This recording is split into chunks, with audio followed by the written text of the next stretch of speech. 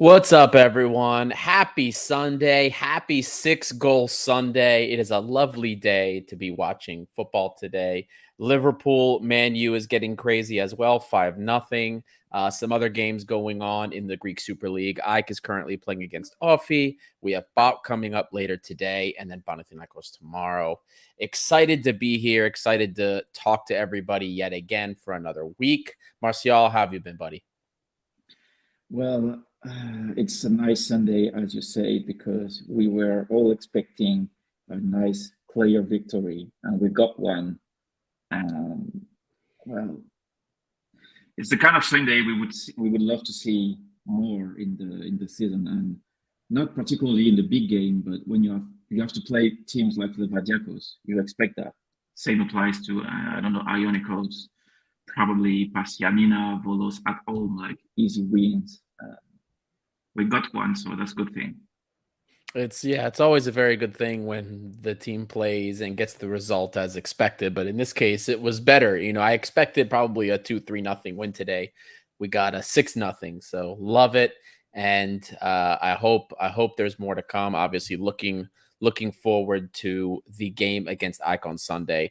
But before we get started, everybody, if you haven't done so already, it's been actually a really big week for Gate 7 International.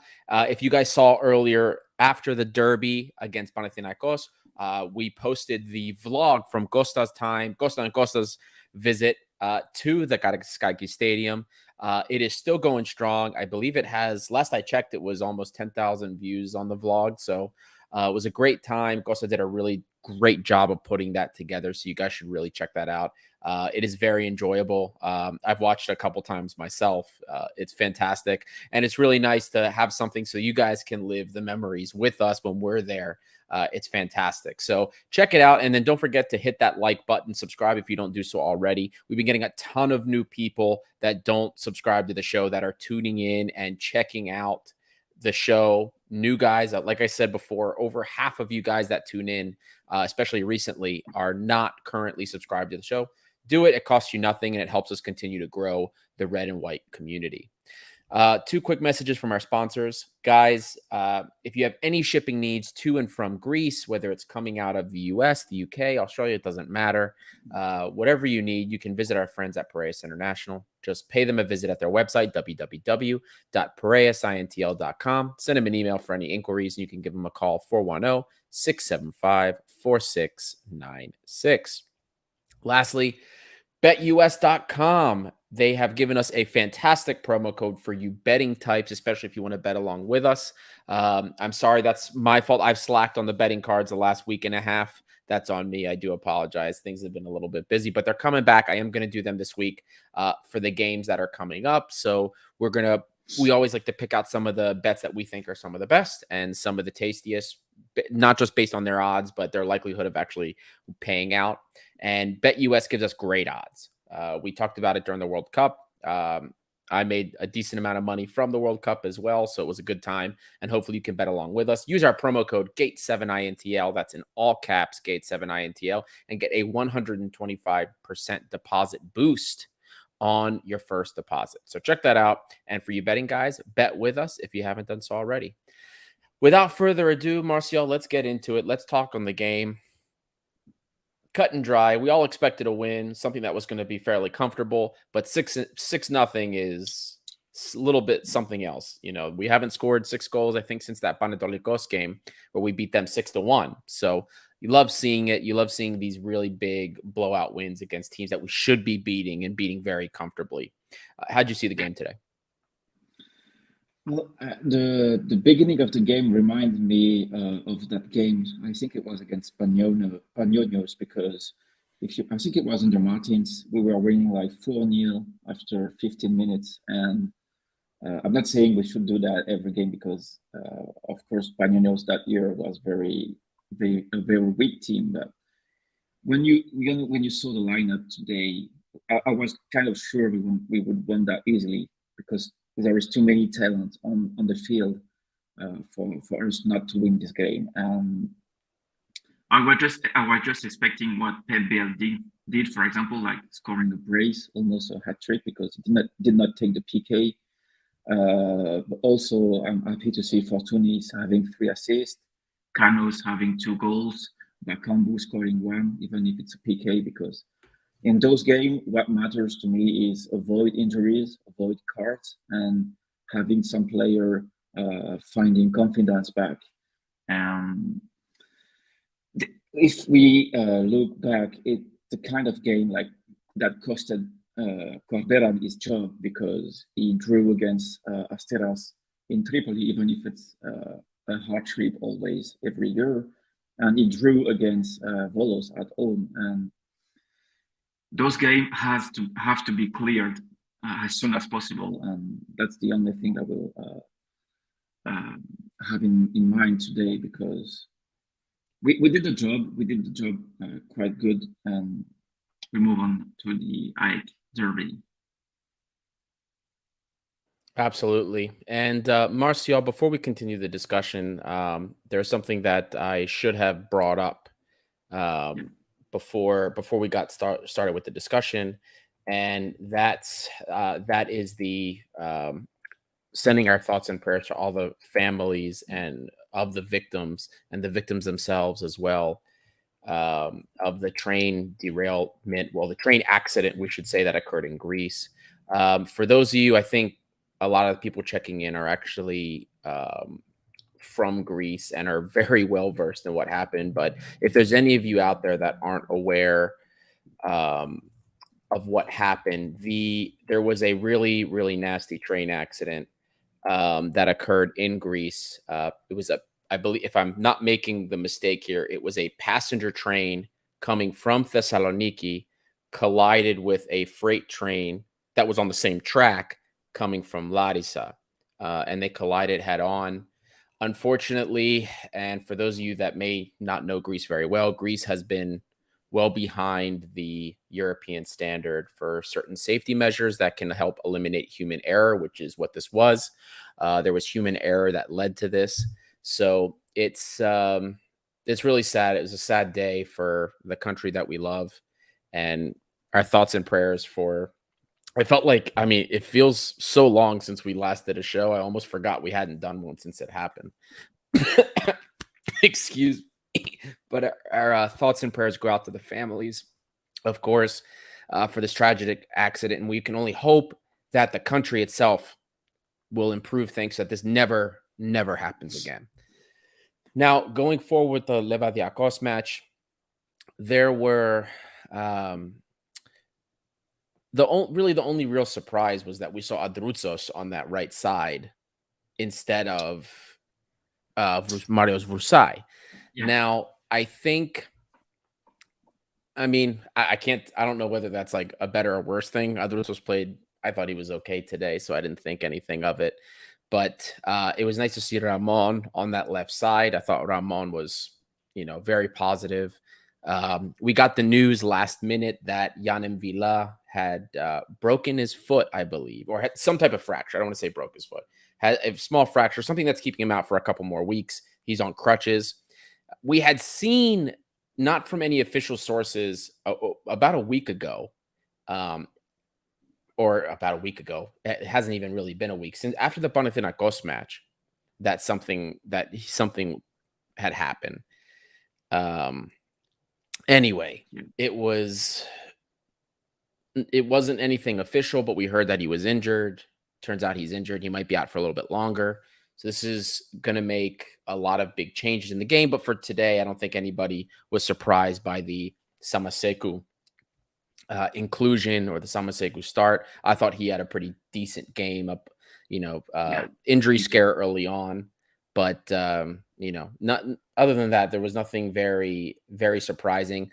A new partnership, again, probably because we're resting Sokrati, but Ndoye and Ba, which was Sokratis was suspended today. Well, that's right. Sokratis was suspended. That's right. But I actually liked the partnership. I wasn't, I was pleasantly surprised by it. I'm pleasantly surprised by a few things. But focusing on that partnership, what did you think about that partnership today, Martial? Well, for the people that knows me, my opinion always have been the same. I I still think that the Ba and Cisse pair, given the center back we have on the squad right now, is the best pair we could field. But of course, Cisse is finished, so he won't play anymore unless half of the team is injured. Ba had to overcome his injury, a very long injury, and I'm quite sure he had to play with before he went sidelining that long. If we remember, he had to play from time to time, having issues with his body, whether it was the back or the ankle. I think he had to stop playing for a long time to recover 100%.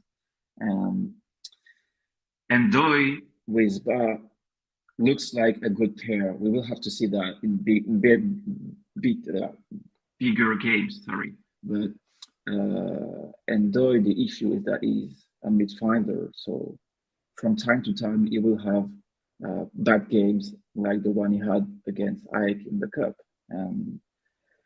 So I don't really know what to think about the pair, but I'm quite sure Ba, with the confidence he won back, could be a X factor in the playoff, because Retos, well, is always injured, so I'm not counting on him. And Socrates, I don't really think he can lead us to the title.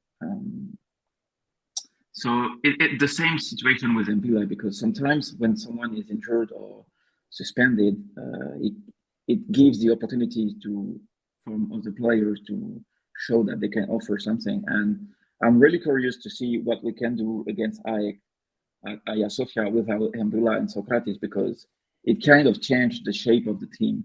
If you put Samaseku compared to Mbila, it's a really different style of player, because probably Samaseku is going to run more, win more goals, but he has probably lower passing ability than Mbila. So maybe his pair with one can offer something different. And that's the thing I want to see in Ike, because as you said before, Mbila is not going to play this game. I'm not sure he's going to play the first games of playoff, because when you walk on crutches, you probably need time to recover after take it off. So let's see. But I think Ba, we all know the mistakes he can make. We all know what he can do good, because before he came, he had to win his place in the team. And if we remember well, he was like very powerful, winning a lot of duels on the ground, on the air. So maybe he has material. Like we have to pray for that, because otherwise it's gonna cost us maybe 1 or 2 games in the playoff. Let's see. Well, and see, the thing is, here we've had now a couple of good games with Hussein Uba. Is this one of those things where we're falling into the same mistake that we made in previous years, where he starts playing well, and we're like, okay, Ba's back. Then are we just preparing ourselves for disappointment because against Ike he's going to play and he's going to end up giving up a red card? Is that what we're preparing for here, or maybe is it too much for us to believe that maybe he has finally learned his lesson and maybe we're going to see some real professionalism out of Bob for the first time in a very long time? Well, we don't know, because this mental issue has been following the team since the past weeks, if I can say that, because Socrates got sent off at the end of the derby, so there is a lot of nerves in this team. And of course, but show it in the past that sometimes he just can't control his nerves. He has to improve on that, and maybe he will improve on that, because if we are realistic, given the fact that Cisse is out of the team, given the fact that Socrates is sometimes injured, sometimes suspended, and sometimes having bad games, probably Da looks like the most reliable center back at the moment, like at the very moment, because he has been playing the last 4 games, if I'm correct, and he has been quite good. So he has to lead the defense right now, and probably maybe those responsibility will make him progress on that mental area. We have to pray for that, because if we look back on this season, I don't remember a single player being able to carry the team when the team was having issues like losing points, losing games in Europe, because we didn't have any leader coming out of nowhere to lead this team. Like Marcelo was a failure, James wasn't included in Europe. Uh, I don't know, the whole of the team. No one stepped to be the leader. I'm not expecting Ba to be the leader, but I think Mitchell has to rely on confidence. Probably this title will be won on confidence more than on level or ability. And Ba has confidence for the moment, so I hope it Yeah. will be the same after the I game. Well, and I think that's an important point that you bring up there, right? We have to preface that this was Levadiakos, Yeah, if not the worst team in the league right now, second worst at the very least. no, that's the worst. Quick check in here from Eleftherios Machinis. Liverpool won 7-0. Oh my goodness, another goal even when we were getting set up. Lord have mercy, that's absurd. But yeah, this is prefacing all of this with this was Levadiakos, and as we've seen since the restart, we can say since the restart, Olympiacos under Michel has done a much better job of putting these games away against these smaller clubs, the I'll call them the lower mid-tier clubs of Greece, and putting those games away. The issue has always been the teams that are in the top four, AEK, Panathinaikos, and PAOK. Those are the teams that we've had struggles with. And as lovely as seeing these 6-0 victories are, this has to be able to be put into those games. We have to be able to take these performances and transition them and actually make it work for those as well. So that's been the difficulty. So it's a good question. Here we had a couple great games from Ba now. Is this something that we can carry over to AEK? And if we do carry over to AEK, which would be a much more difficult proposition, they're a much better team than the likes of Levadiakos. Will this frustrate him? And will this be another one of the situations where we could end up seeing the old Ba come back, the Ba that makes fouls, stupid decisions, stupid red cards? Who knows? But that's enough on Ba. Martial, great game from a player that is very polarizing for a lot of fans for Olympiacos. He did a job today, and I want to make a special mention too, because he had his 2 goals and he had a chance for a hat trick, but he let Bakambu take the penalty. To summarize what he said in post-match, he had said that he let Bakambu take the penalty because it's important for forwards, strikers, for big games and for the big derby coming up to have confidence and to have form going into those games. That is huge for me. Great attitude. I love to see things like that.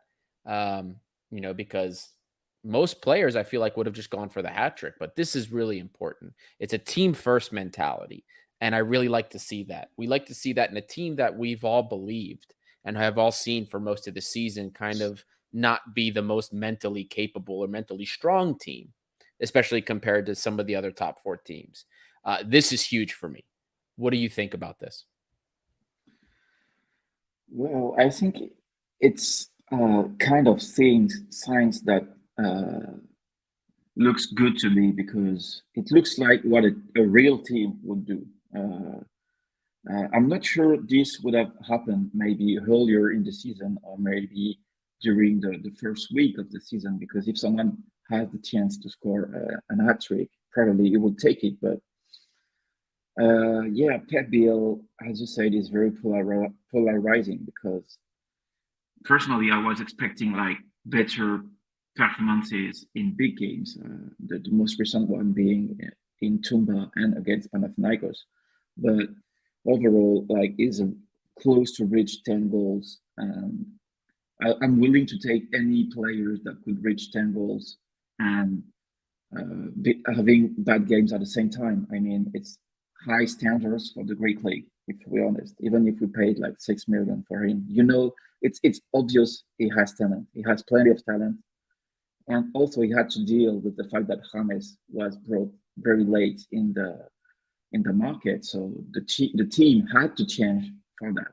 And the games like today probably make think about what could have been the season without James, because we would have lost some magic on the team, of course, for sure. But at the same time, it would have been Pep Bill playing at the 10, maybe, with Fortunis as a backup, or even Fortunis on the wing. I don't know, but it looks like easier to clean those games with Pep Bill and Fortunis, because if we remember, Pep Bill scored in his first game against Barcelona. No? The game he had the assist from Guijo. So he always was reliable on those games.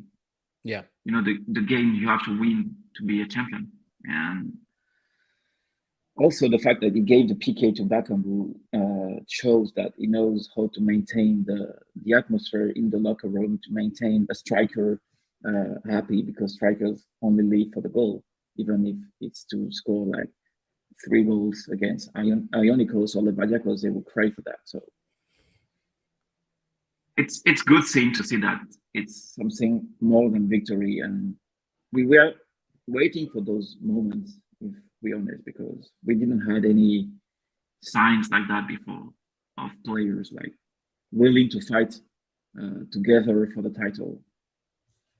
I don't know if you understand what I want to say, but it looks like it really looked like the team today. No, yeah, I agree with you there. And that's something that you brought up. It's something that we've discussed also multiple times. Like some of these games, like against Pauk, for example. You know what I mean? The foul on Fortunis against Panathinaikos. Like you sit there and you look like, where is the team? Like the 2019 team. You know what I mean? Even Martin's first season, anything would happen, they would get together. You know what I mean? If anybody was big foul, getting together. You know what I mean? Showing that camaraderie to defend their fallen teammate, saying things like that. We haven't seen much of that this season. It didn't feel like everybody was, actually in it to win it and to fight for each other. So it's really, the whole thing is just very encouraging. At the very least, hopefully we see that carry into Ike, because again, that's a very tough game. That's a team that right now is overall, because we're including derby performances here, playing better football than we are. Even though I think we're starting to look better against these smaller teams, in these big games, we're not. So all of this is very important. These small battles, these small things all add up in these big games. Now, Martial, another player we briefly brought up earlier, before we just got into the post-match, was Kostas Fortounis. Yeah, ended up with 3 assists today. Plus, technically his ball was the one that led to the handball for the penalty. So really 4 goal contributions in that respect for the team today. And again, I know it's Levadiakos, and I know that in the grand scheme of things, we expect performances like we saw today, but it's still good to have this type of output and production on the field going into the game. This is where players find form, and this is where they can carry that into those big games. How did you see his game today? Well, it's the typical Fortounis game today, because on the chat I say before he got the first assist, I was like, okay, he wasted a clear chance on that beautiful pass from Bakambu, and he was like losing balls and not being able to pass some players. But this is the thing I love the most with Fortounis, is the reliability he has and he had for Olympiacos in the Greek league, and especially against during games in which we were the better team. And it includes a lot of derby in the past season, for example, against AEK, because we all remember what he did against AEK, because for years AEK had very big problems to take points out of Olympiacos. It's not the same this season, but Fortounis has this ability to give assists or to score in the, I would say, the easy or the winnable great games. And this is okay, it's only Levadiakos today, but it's still 3 points. Like it's the same amount of points against Levadiakos than against PAOK or against Panathinaikos. So you have to win those games, because if you look at the table, like we have 8 draws right now. Like we have only 2 losses, which was against Aris, the first one, and the second one was against I don't really recall the second one. It was PAOK. against We lost to it PAOK. was against PAOK. I don't, yeah, right. But if you take back like probably 2 or 3 draws in that amount, we would be like first or very close to the first place. So yeah, for Tunis, 3 assists is like he's with 6 assists from now. I think he played like less than 1,000 minutes. Like he's That's 800 correct. minutes. Yep. So 3 goals, 6 assists. It's the same thing I would say about Fortunis compared to Beal. Like it's always good to have players with that standards. Like I don't see a team, for example, with Aik, PAOK, or Panathinaikos having someone that is not really a starter and that is carrying that numbers, because Tyson is always injured for PAOK. Bernard has only 1 goal for Panathinaikos.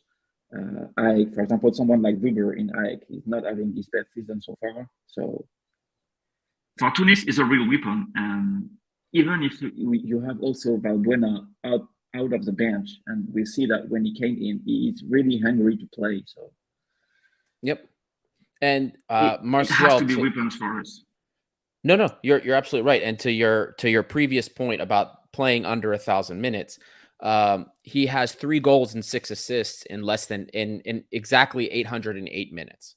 I just pulled it up so I could make sure, but in 808 minutes, he's got 3 goals and 6 assists. So that is, and that's not even including he's drawn 2 penalties for us that we've scored goals from as well. So if we include those, right, that's 11 goal contributions in 800 minutes. So that's a goal contribution every, I have to do the math there, but it's a goal contribution it's like 80 some minutes, which is incredible. It's, one in 1/10, basically 1 in 10, I should say, per 90, which is incredible. So, or per game, I should say, which is fantastic. I mean, the production from him, you're absolutely right. It's incredible. And we saw this before he got injured under Martins' second season with us. Sorry, I should say the end. When did he come back from that injury? The end of the third season, right? He got injured in the second season under Martins, and then he came back in that third season. Was it the second half of the season? And it was like the same thing. Martins would bring him in kind of like in some of these situations where it was these games where teams were parking the bus. He would come on as a super sub, and he was producing when he was on the field. And you're right. I don't see a lot of teams that have a player that's like this, that they can call upon, that sits on the bench, because other teams that have players like this are starting day in, day out. So he's now that leads, there's an argument that's always made. This guy should be starting more often from some people. We're not here to have that argument today. We're just here right now to comment on the 3 assists that he had and the job that he did today. Now the last player I wanted to bring up, and guys, the poll is up, so vote for your man of the match. We've had well over 100 people come in and check into the show, check things out. A lot of you have already started voting. So place your votes for who your man of the match is. We do that at the end of the show. We're going to tell you who our man of the match is. You guys are already placing your votes there, so make sure to do so. But a player that also had a pretty good game and another fantastic goal, and that's Hwang In-beom. When this guy scores goals, he scores wonder goals. I love this player. I mean, he keeps working up to be, for my, best transfer of the season at the very least when we get to the awards. Definitely one of my shouts for MVP for sure.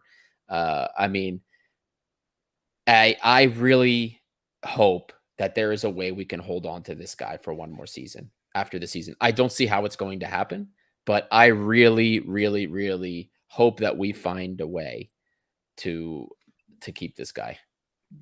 But my biggest fear with Wong is that I don't really think that he's the most bankable player on the market, because if you look at the market abroad and in bigger league, teams like that, they will go for example, for a center back, for a fullback, or for a striker maybe. But Wong, like with the profile he has, I don't really see a team paying a lot of money for him. I might be wrong, but I don't know if you understand what I want to say. It's not the profile you will see first coming in the market, because we were able to have him from Rubin Kazan, and like it took him like a half, like a half time against Limassol to show to the Olympiacos for that it would be a tremendous player. So I'm wondering who's going to pay more than 10 million for in Bayern, because he has the talent to play in every league, probably every club in the future. But I hope we will be able to sell him for good, because we've been lacking good sale for years now. So if we has to lose him, it has to be for a very big amount. And for the club, probably we should be aiming for 50 million, because I don't see him having a very poor second season if he stays in the club. And if I remember correctly, I believe Costa brought this up when we were chatting earlier today, that Sport 24 had brought up some interest from Frankfurt, Yeah. and that in that article, I didn't read it. This was just something that Costa had told us. They were saying that the club had an internal intrinsic valuation for Huang at 15 million hard stop, which I think is a fair price. I mean, I'll be honest, guys, the club is not in the best position bargaining wise right now. So getting 15 million for Huang Mbom would be a huge win. I don't see how we keep him. You know what I mean? If we're able to keep him for another season, it's one of those things where I don't get how we do it. He is a great player. He can literally play anywhere. And we have to remember, because some people seem to have forgotten some context with how we got him. Not just with him playing for Rubin and the issues that were happening with Russia and players being able to cut their contracts. But one reason we were able to get him and other clubs didn't want to take the risk, he was injured. We brought him in with an injury, don't forget. He had that ankle injury. So that was something we took a gamble there. And in this case, it paid off. We brought in other players that had some injuries and it didn't pay off, but this one it did. So this was a risk, and we got, there was some risk going into it. We knew the player had quality. We knew that if we could get him healthy and if he would be healthy, he was going to do wonders for us. And look what we've seen. Today was just another, I know it's Levadiakos. I'm just going to reiterate that, but Huang Mbom, even when he's not at his best level, is still one of our better players on the pitch week in and week out. The guy is, if we're able to keep him, this is one of the core pieces you build around. If you're able to keep him going into the next season, but if you can't, you take the fee you're going to get, because this guy will get you money. He can get you money. He's not going to make us over 20 million. We're not in a position to bargain for that much, but a good 15 million, I think, is something that nobody should be upset about. Yeah. Also, my fear is him attracting interest during the summer, but we have to play qualifier, so we probably have to keep him during the first game. And I really hope the club has some backup solution in case of a sale, because it's obvious that Wong will probably be the most wanted player in this squad. I mean, we wanted by big clubs or interesting club for him. So we really have to work on that, because planification hasn't been a major ability from Olympiacos in the past years, like way from that, because even in the winter, we had the example of Reabschut, because we had a tremendous option with Suazo, and I'm not sure people in this podcast really watches French football, but I do, and I can tell that he's a wonderful player. I have no doubt about it, because he needed no time to adapt to French football, like Rodinei needed no time to adapt to Greek football.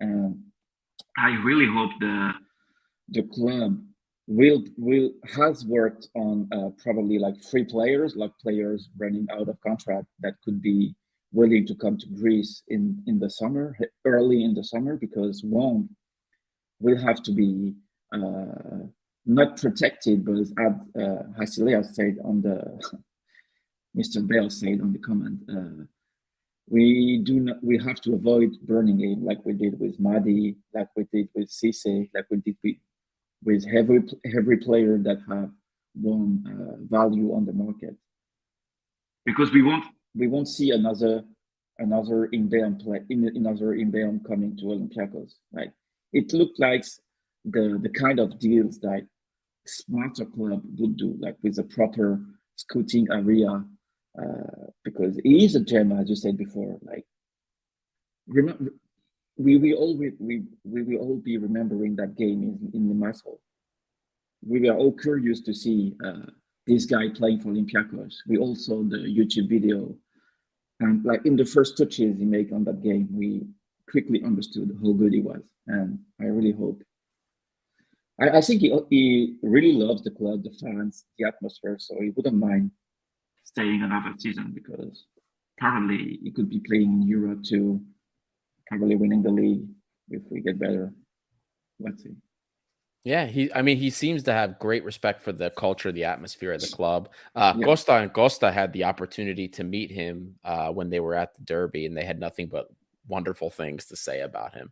The guy's a real competitor. I mean, just a treasure for a club like us. So good guy if too. That's important. you know, it's he's a great player, and I really think if we lose him, it's got to be for some money. Laki Gavalak, I mean, come on, let's be serious. Huang is 27. If he was even close to 15 mil, somebody would have taken him last summer. My estimate is 5 to 7 mil. Laki, I will counter that point again by saying, remember, last summer we took a gamble. He was injured when we brought him in. He had an ankle problem when he first came in. Not a lot of clubs like to bring in guys that are injured. And then especially given some of the issues that were going on, if you remember the context of what was happening with players cutting their contract from clubs like Rubin Kazan that were in Russia. There was a lot of context from that. That is important to remember. We would probably had the best offer for the best wage for him, considering he was coming in injured. So that is a huge part of it. 27 years old is not old. This is really final contract stuff.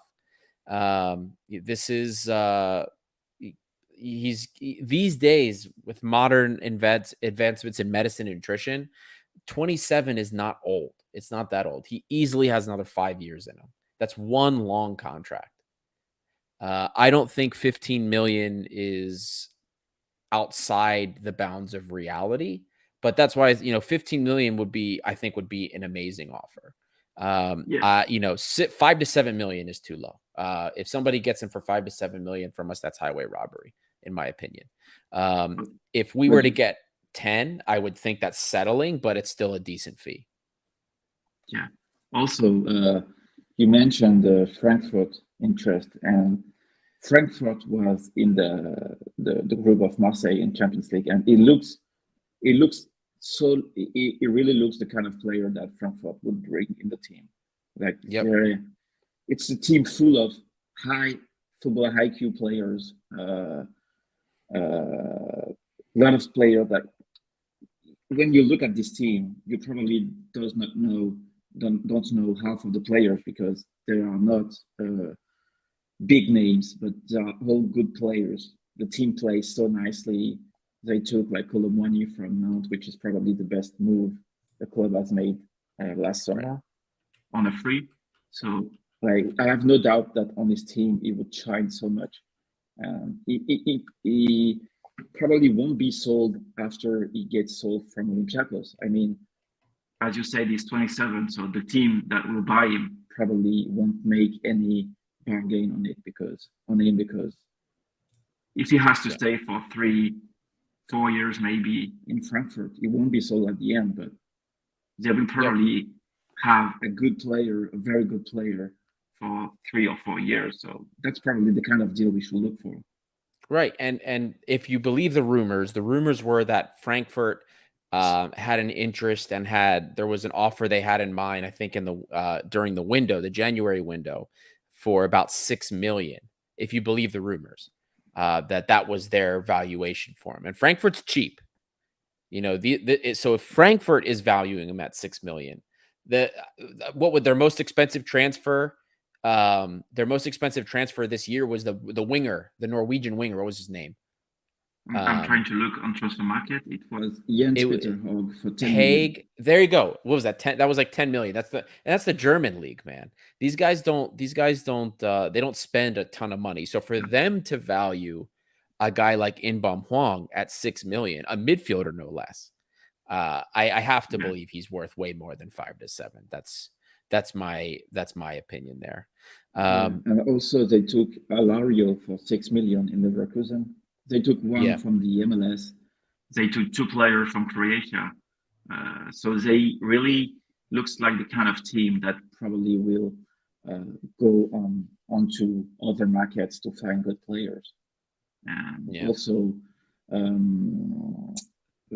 Colomani probably will be sold for crazy amount this summer because he's wanted by English clubs. So they will probably have some money to spend.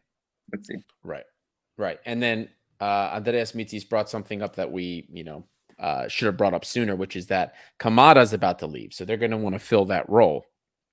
And we'll see how it turns out. We'll see what happens over the summer.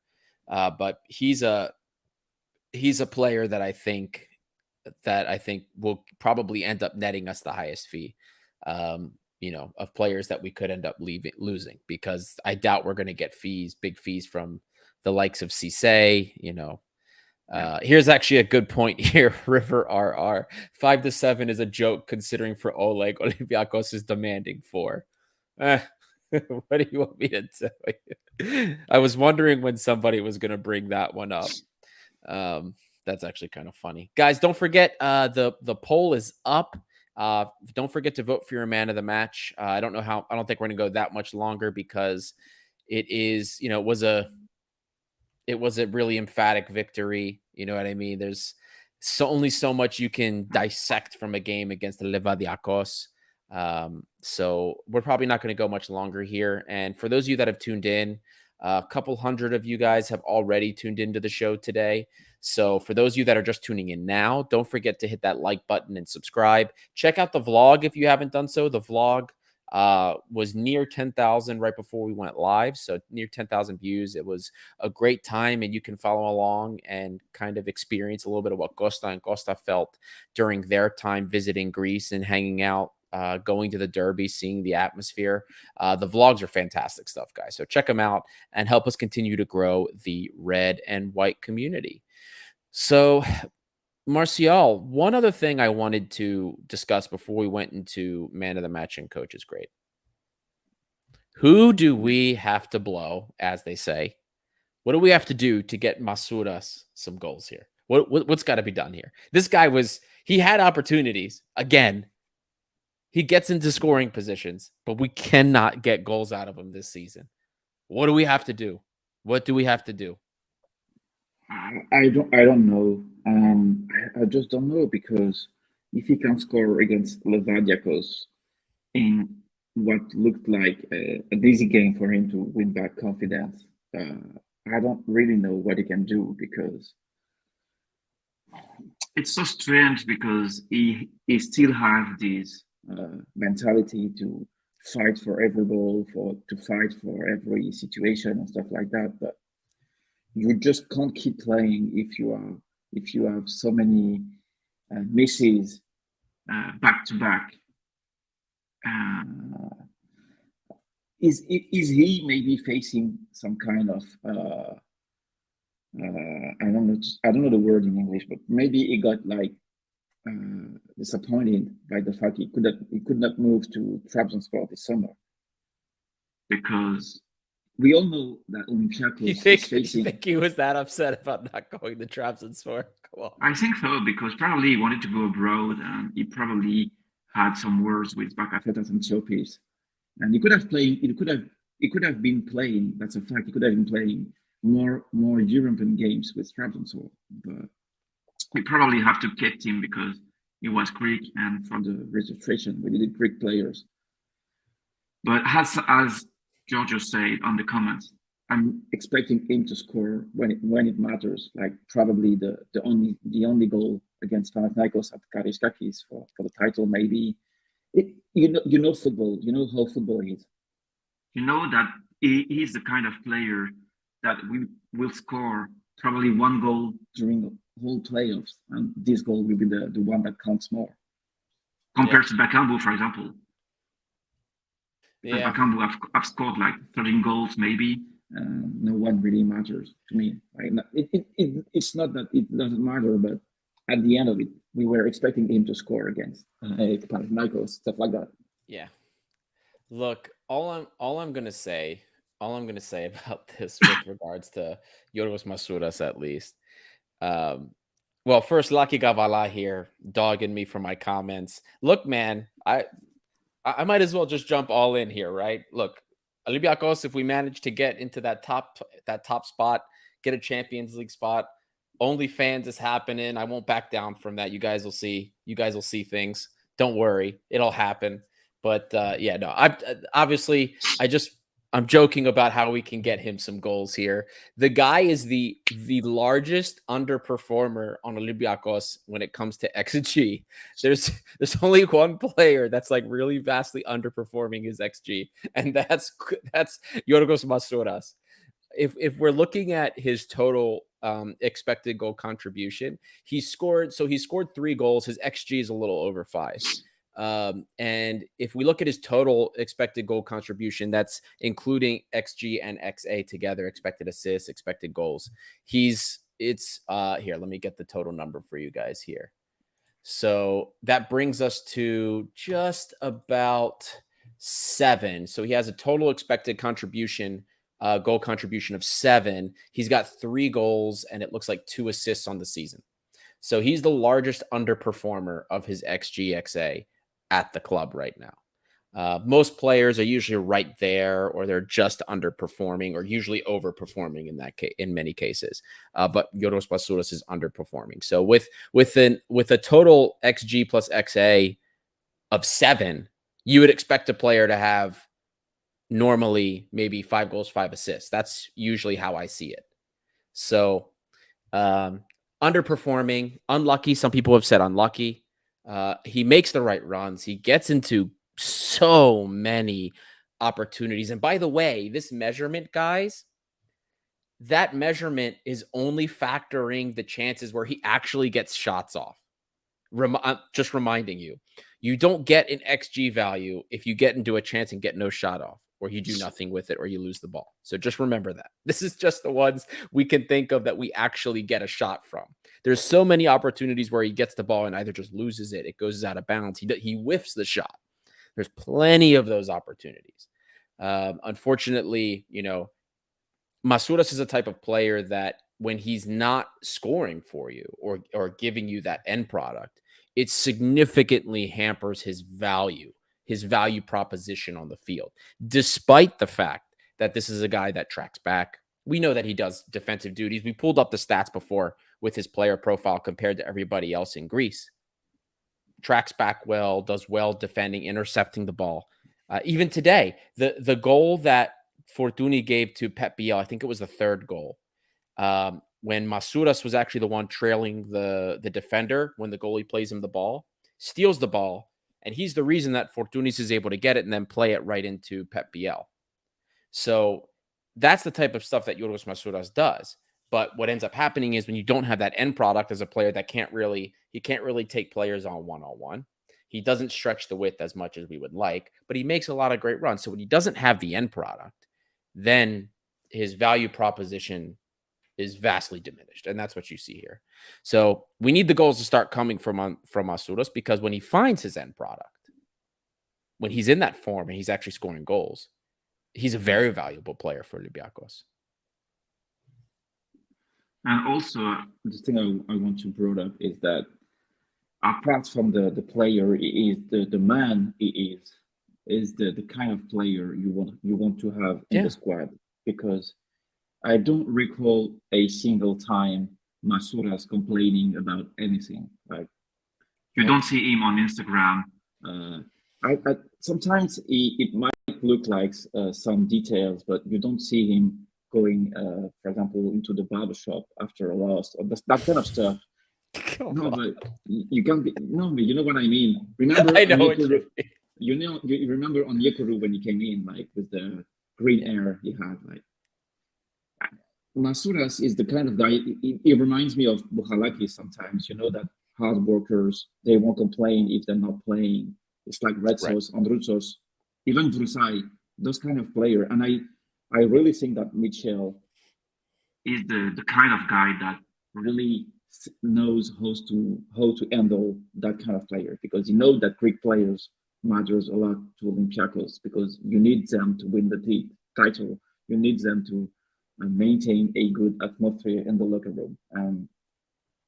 I swear, Masuras, he played non-stop football for Martins because probably Martins was loving him as a player, but also as a man. Like the fact he improved so much, he kept working a lot. He's probably working a lot outside the field, because I don't recall someone saying something bad about Masuras. Like, not we were talking about Fortunis before, but remember Podense, what Podense said when he left Olympiacos. Like, no one would say that on Masuras. So no, I know that sometime, someday, in one game, maybe two, it will unlock for him, because he's working a lot and he has to find confidence. And when you saw him missing the shot, because he was like really shooting onto the goalkeeper, it's obvious that sometimes you just need one drop of luck to unlock what he has locked for the moment. Hopefully, it will be in the playoff, and maybe it could be something that could favor Olympiacos, because a lot of players in the squad has things to prove. You know what I'm saying? Like Balbuena, for example, you're right. He's probably going to leave his last months, 2 or 3 months of football, professional football. Helaberby has been living a season in which all of the Olympiacos fans have been saying he's finished. He's not deserving the money he's getting. Bakambu hasn't scored a goal against a big team, and stuff like that. James probably wants to move somewhere else, so he has to be good in the playoff to win a contract elsewhere or to get renewed. Pep Bill wants to show he can be the leader next season and stuff like that. So I'm hoping that it could be a difference for us. Yep, absolutely. Well, we'll see. I mean, there's no time like the time coming up. Playoffs, playoffs against the top 4 teams, top 5 teams. So he's going to have a chance. He's going to have a chance to do it. And if not him, maybe Sergi Canos, because he came in for like 20 minutes and got 2 goals. You realize Sergi Canos now has he's got the 2 assists. So he had the goal also before. So he's got 3 goals and 2 assists now. And he definitely hasn't played probably more than 400 minutes, 350 minutes. That's here. I can pull it up here.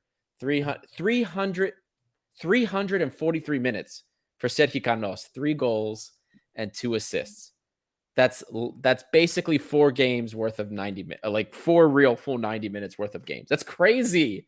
3 goals, 2 assists for Sergi Canos, even if 2 of them came against Levadiakos. So maybe if Yorgos Masuras isn't going to get those goals in the playoffs, hopefully Sergi Canos's goal scoring boots are on and we'll get them from him.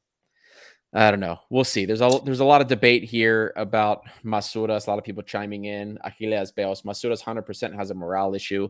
We as fans are guilty for saying too much crap for him. Plus the huge numbers supposedly teams offer to buy him. He's Greek and he understands the situation that everybody thinks about him. Lakis Gavalas. Masuras does not fit with Bakambu. He fits with the center forwards who come back to take the ball and distribute. This is something that we have talked about with respect to Masuras before.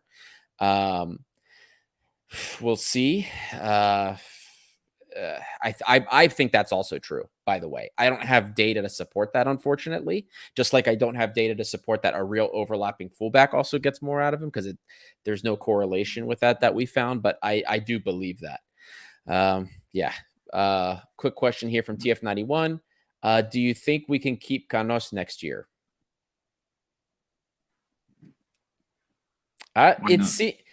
That goodbye, listen, man, that goodbye that he had for Brentford, that didn't feel like a lone goodbye to me. That to me was like a goodbye. So, look, man, I like him. I like him so far. I liked him when I did the deep dive on him. He felt like a player that could play a great role here. I like him so far. I wouldn't say no to that. I hope we can keep him. I don't know how much Brentford's going to want for him, but I would love to keep him. Yeah. And also, I was talking about planification before. It got adjust in the team really quickly. This is the kind of player you need to win the first two legs maybe of Champions League if you get a Champions League spot, because remember last year how unprepared the team was, and you had to start the season with unconfident players, unprepared players. Well, Canos has to stay. He has to stay because what would be the sense of him coming on a loan, having a wonderful 6 months alone, and go back to Brentford? He wasn't playing in Brentford. Yeah, and it's a contract year. It's his contract year, right? His contract's up. Yeah, but I think Brentford has an option, but oh yeah, that's right. I think you're right. I remember hearing that. That's right. Because I thought I remembered. I believe you're right about that. There was a look, but I'm with you there. We have to find a way to keep him. He's the exact type of fighter we talked about that we need. Him, Rodinei, Ramon, 3 fighters we brought in, types of profiles that we've lacked at this club for a while. Jose Joleba said the same thing when we did the interview with him. We need those players back here. Also, TF91 checking in for the volleyball team, 2025 in the first set. So, guys, the men's volleyball team is playing in the European finals for volleyball against Maccabi Tel Aviv, and it looks like we're up 1 set. So, thank you TF91 for letting us know with that. Martial Ramos, easily winning 4-0 Pau, 4-0 before the halftime. And here I thought maybe we could get something cheeky from somebody. Ike is also up. Now that you bring that up, they're winning 3-0. So I wasn't expecting anybody to drop points. So whatever. It is what it is. But Martial, we're about an hour in. Yeah. Let's do it. Man of the match, coach's grade. Get us started. Who's your man of the match and what's your coach's grade? I have to say Pep Biel, because the early goal was the key for that day, because we all know that once we have the lead, it's almost done, because Levadiakos does not have the players to keep attacking at Karestakis. So, and also because he scored a second goal, so he is the man of the match to me. Also because he took responsibility when James was out, and that's something that matters too, because probably that Mitchell will have to think about it, even if we know that he won't put James on the bench if it's fit to play. But well, so my answer is Pep Biel. Very fair shot. Very fair shot. Very difficult not to give a player that scores 2 goals, especially early on, to give you the lead, to give him the man of the match at least. What about your coach's grade? What do you give Michel? Well, I would say B, or maybe A minus, because 6-0. Giving him a B. That's harsh, man. No. Well, A. Yeah, sorry. It's. I'm used to criticize, but I would say A, because the lineup was good, even if maybe it's also because I was probably expecting someone else as a right back. We don't really have even have someone like Apostolopoulos to play as a right back, because Nikolic and the B team hasn't been playing for weeks, so it doesn't really seems interesting. But I really liked the fact that he brought in players very early. He gave time to Alarabi, he gave time to Valbuena, to Kasami, even if we all saw that Kasami does not really look like reliable if we need him. Also, he brought in Bitiki and Valbuena, and it's good because you have to keep them involved. You don't really you can't really predict what could happen in the future. So maybe Bitiki and Valbuena will have big role to play in the playoffs. So you have to keep them involved, and also it's in this situation, you see that a reduced squad is really easier to work with because a player like Valbuena, he needs consistency, even if it's not with starting games, he has to come in. like in every game maybe. Mitchell is able to do that because the group he has is easier to manage right now. Yeah, So absolutely. I would stick with the A minus as a grade. Hey, listen, Because it was only Levadiakos. Listen, I thought maybe when you said B, that was harsh. Look at Laki here. Laki Gavalas is probably the harshest critic I think we've ever met since we've been doing this show. And he says the number of counters we concede is very concerning. This is very true. I know that we brought this up in our group chat a lot. Michel works only with the ball and not on how we can retrieve it. C minus from me. Yeah, wow. That I think is harsh, man. I don't know how you can win a game 6-0 and get a C minus, but I do understand what you're saying. We do concede a lot of counters with Michel. We concede a lot of and I've brought this up in other shows before. Even though we may not concede a lot of total opportunities, but the opportunities we do concede always seem to be quite dangerous in many occasions. That early in the first half, that early cross, Martial, remember right after that opportunity, you had messaged like if Levadiakos had a real striker, we would probably, that's the type of things I keep thinking about. We don't seem to be like Balk or Ike when they play some of these teams, and not only are they limiting the opportunities against them, there's just not many dangerous ones. Versus when we play them, we limit opportunities against us, but the one or two they get are always very dangerous. So it's always seems to be in that, along that vein, I should say. Comment here from Manos G7. Sergi Cano's quality is undisputable. Such a shame he couldn't score them against Bao. He deserved it. To be fair, though, whatever he would do, VAR would have canceled it. Well, that's a conversation for another time.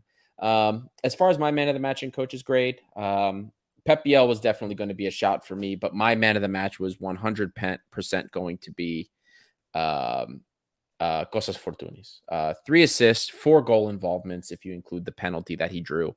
So I think that he's going to be my man of the match because literally he was involved for the first 4 goals. He had a role in every single one of those.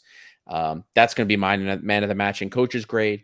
Although I understand everything that Lakis Gavalas is saying, although I also would have appreciated to see more, maybe younger guys get a turn, get a look. I'm glad he got more people on there and early. So 6-0, I'm not going to complain too much here. So A for me. I think it's very rare that we've given Michel an A so far this season.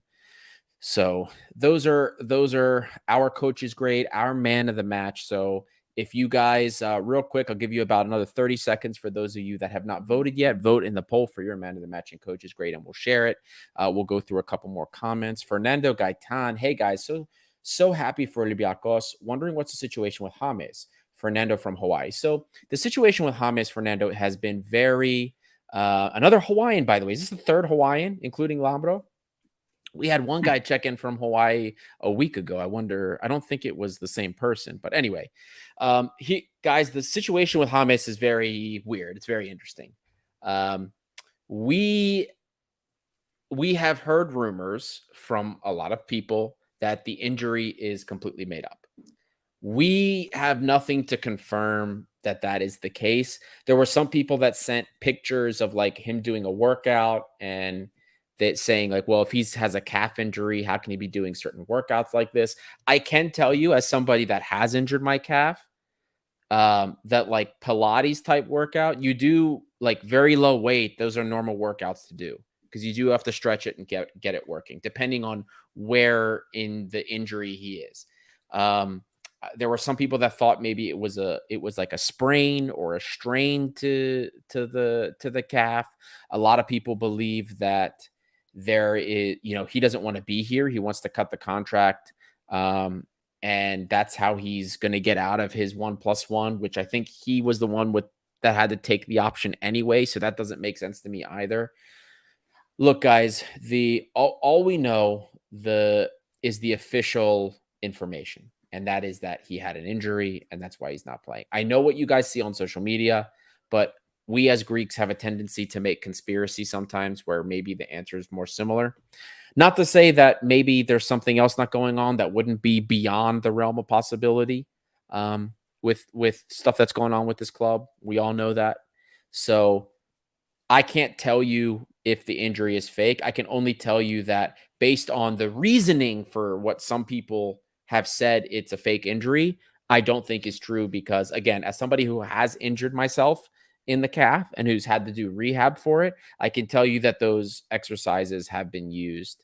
I also find it weird to believe because James has been a professional since he's been here. Like he's, despite the fact that he might not be the most mobile player, he's in those games doing everything he can. He wants to be in there. He wants to compete and win. For a guy that's come in under really crappy situations with the club and been a consummate professional, not like certain players that were whining and crying on social media, he's came and he's played every game. I'm sure maybe he's created a scene on the pitch, but the whole thing doesn't seem it for me at least. There's things that don't add up. I believe based on the context of what's happened, it wouldn't surprise me if maybe this was a ploy to get out of his contract and he was healthy this whole time. I believe that could be the case, but I'm just saying the evidence that people are providing to support it doesn't, that evidence doesn't make sense to me. Well, the topic itself is bigger for me because we have been saying that for like months, probably years, that the fact like so many information, like key informations are hidden to the fans because it's the same applies with Mvila. I really knew he was walking on crutches because he went to the airport to see Sidibe from AEK that was going to Crete on a plane.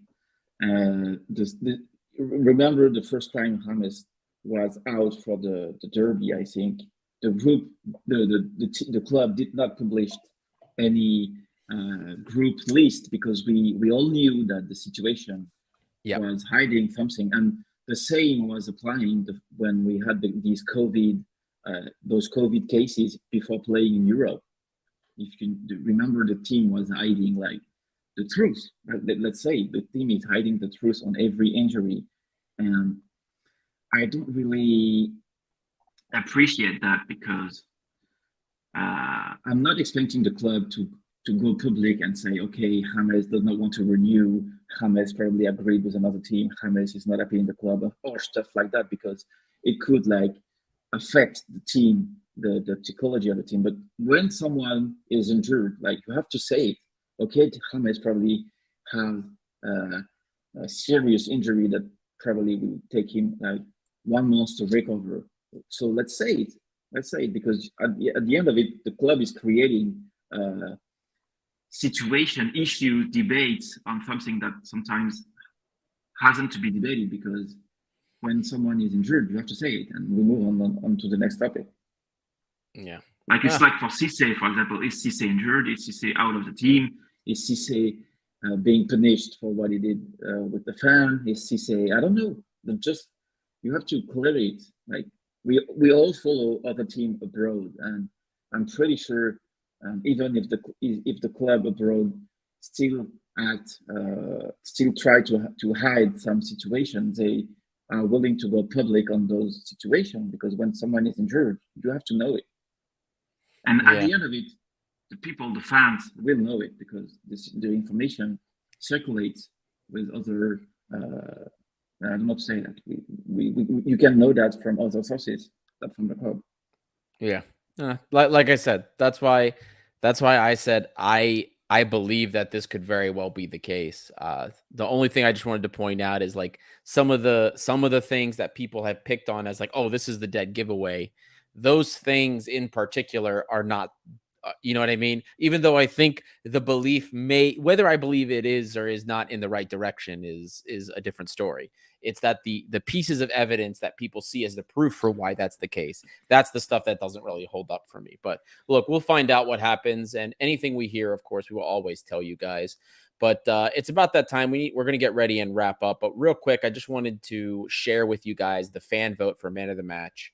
And the fan vote is 46% of you voted for Kostas Fortounis. So the majority of the fans said man of the match was Kostas Fortounis. 23% voted for Pep Biel.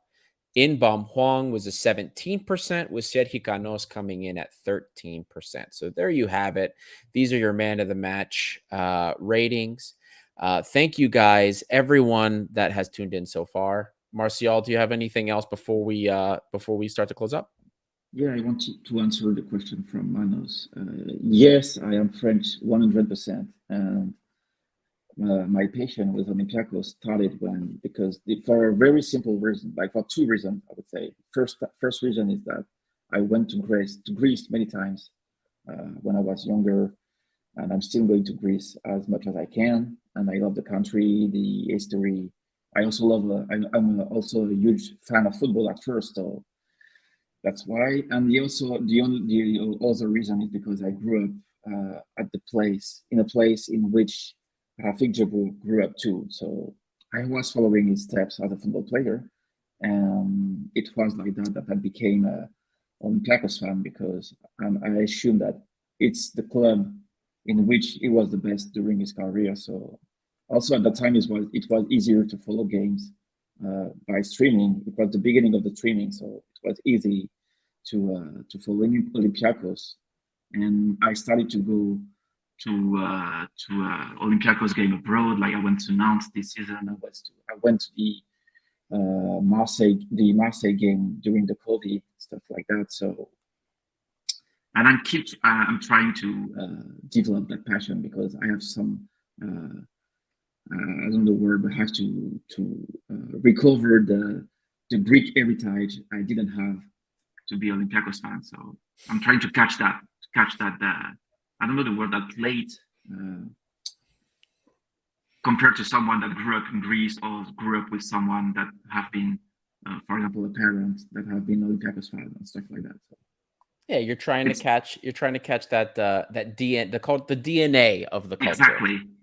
Yeah, there you go. And that's why it's important to go to Greece. And this summer was a very good moment, because when you go to the stadium, it's very different, because in France, I have to watch like streamings with like 3-4 minutes delay on stuff like that. I do look Greek, because when I went to Greece, every time people were speaking to me in Greece, and I probably look like someone that could come from Italy, because my grandfather was from Italy, but maybe from Spain. In Portugal, that's the same. People always talking to me in Portuguese, in Spanish. Yeah. No, exactly, man. And this comment from Mano right here, I bet you have a taste of what this team really means. It's an honor for us to have that international expansion. That's what we're here for, But with Peter, for those of you that got to know him when he was doing more with us, not Greek, also fell in love with the club through Lambro, of course, and watching the club through there. That's the purpose of this. Look at all of the international viewing, the international audience that Olympiacos has developed, that Olympiacos has. And maybe we don't realize it. Maybe Olympiacos doesn't realize it. Who knows? But it's there. And that's why we exist. That's the whole reason for it. So it's a beautiful thing. And that's why we do it, to continue to find more people that love Olympiacos, not just the Greek American or the Greek Australians, the Greek South Americans, the Greeks that are living outside of Greece, but people that aren't. That's really the big difference between what is making Olympiacos and its Greek clubs huge, much more bigger names, is the fact that we don't try to channel those fan bases around the world like the bigger clubs do. Now, of course, they have more money, more marketing budgets to do that, but this is how we do it, guys. This is how we're trying to get that mission and expand that community. I think that people have no ideas about, I think it's the same with the Gate 7 Twitter account, but the amount of messages I get from people that want to go to see Olympiacos game during holidays, the people that want to follow someone in particular during Olympiacos games, whether it's a big or a very small players, like the amount of players that could connect with Olympiacos is crazy. Like it's not even the same with bigger clubs in bigger leagues because everyone can follow, Yeah. like Manchester United. Even in French league, it's very easy to follow games. But sometimes I received message from like family of the players, like, how can I follow that game? Do you have a link for this game? And it's just crazy to imagine the potential of the club. And I hope someday with initiatives like the Gate 7 podcast, it will like go further because the potential is like crazy. Yeah. Really Look, crazy. listen, I agree with you there, and it's something we've been trying. We get those messages on the account all the time.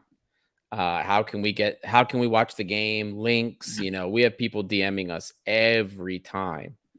Unfortunately, and this is something we can go into another time. But it's the way TV rights are done in Greece is just different.